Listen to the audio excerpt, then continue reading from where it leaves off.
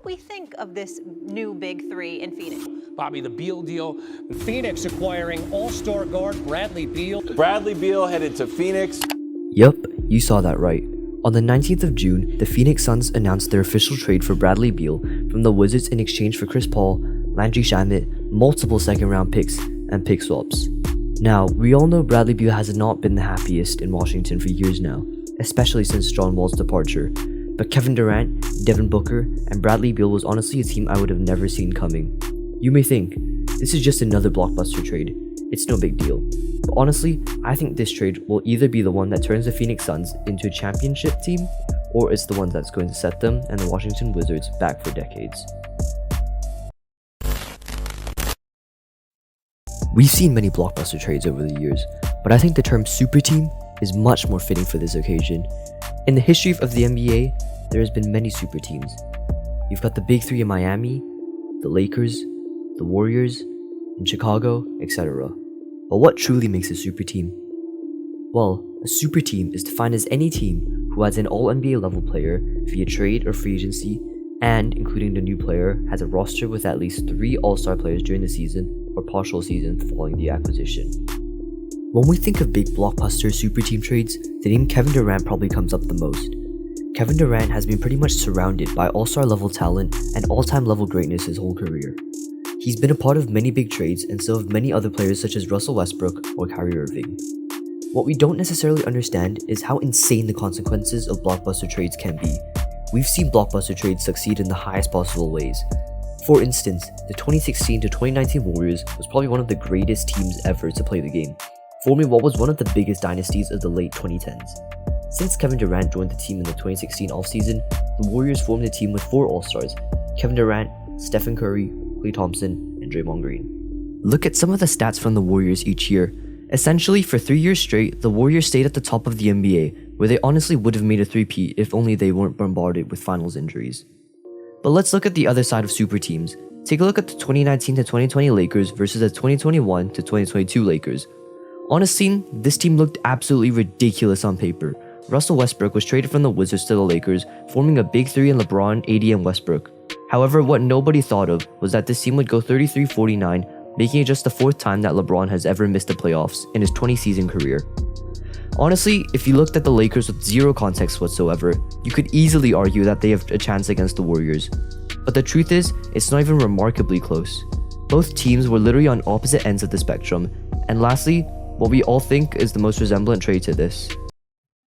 Yep, that's right. Now this might be a bit extreme as neither star is as good as James Harden or as horrible as Ben Simmons.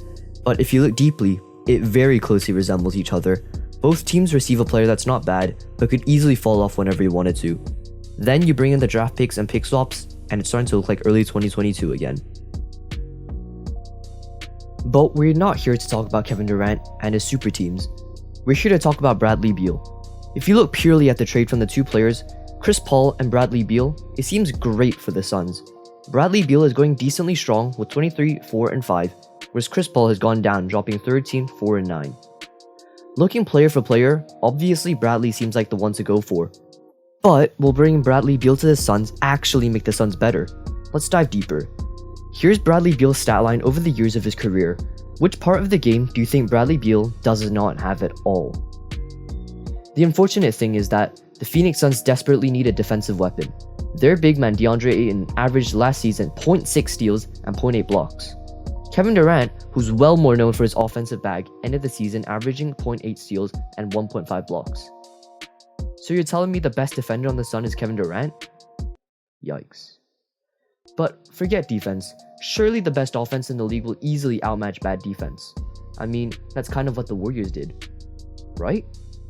The Suns have acquired a talented trio of Booker, Durant, and Beal, which could potentially make them one of the most formidable teams in the league.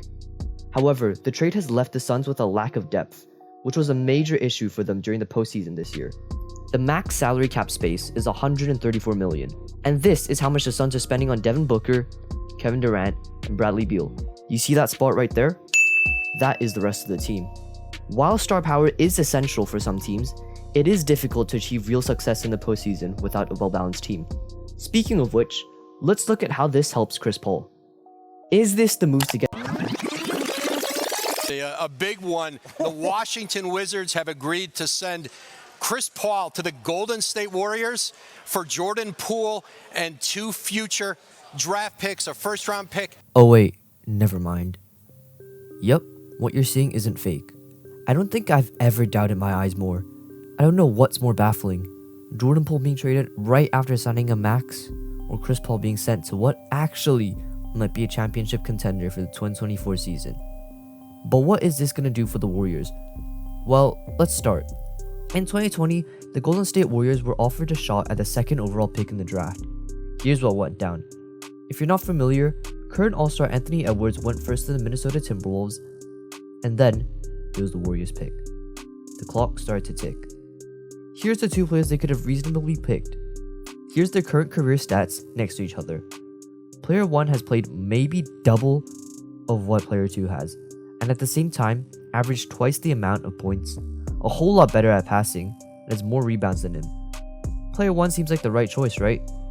Guess who the Warriors picked? Many people have wondered, why did the Warriors not pick LaMelo Ball in the 2020 draft? Well, honestly, it was completely reasonable.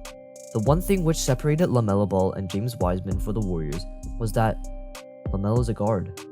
James Wiseman was a 7-foot center straight out of college. Quite simply, LaMelo just wouldn't have added any sort of value to the team.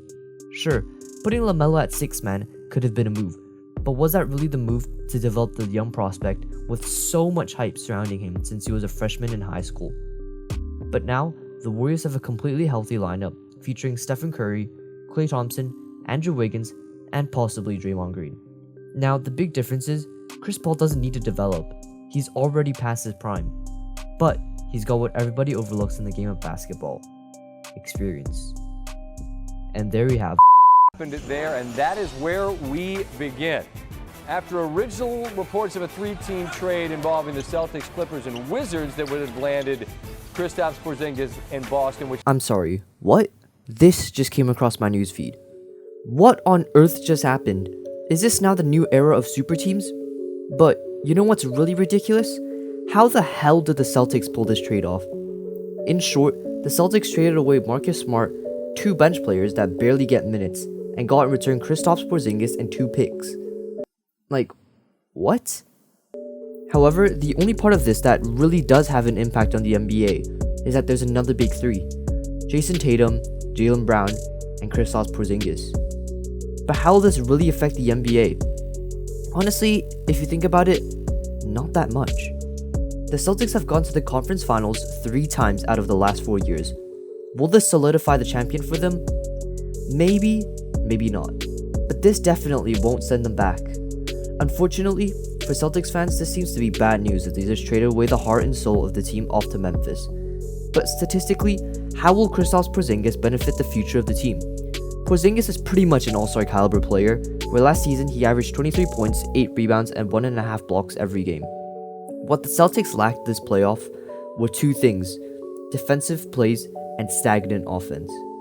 And so, let's look at Porzingis. Let's compare Porzingis to the current best center in the league, Nikola Jokic. Here's their shot charts. Here's Porzingis, and here's Jokic. You see the difference? I'll show you again. Me neither. Now, this is definitely not saying Kristaps Porzingis is anywhere as good as Nikola Jokic. But if you look at the shots that they take, honestly, not much different, and it's exactly what the Boston Celtics need in their arsenal. A big man that can shoot and have the athleticism to block players. Currently, Al Horford really won't be able to cut it. And that's it. Thanks for watching. If you like this video, please consider liking and subscribing, and I'll see you next time.